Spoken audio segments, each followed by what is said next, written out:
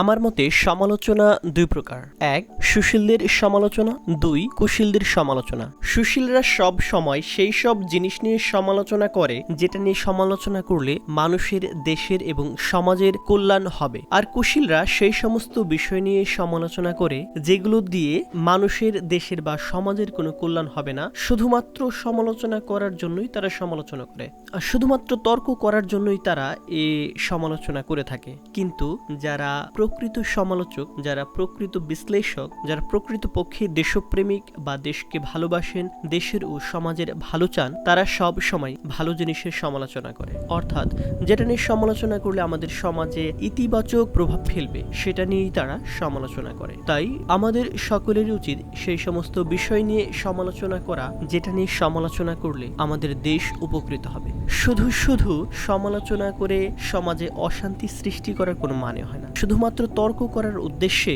সমালোচনা করে ভালো কাজের বিরোধিতা করা মোটেও কোনো সুশীল বা সচ্চরিত্রবান মানুষের কাজ নয়। ধন্যবাদ সবাইকে।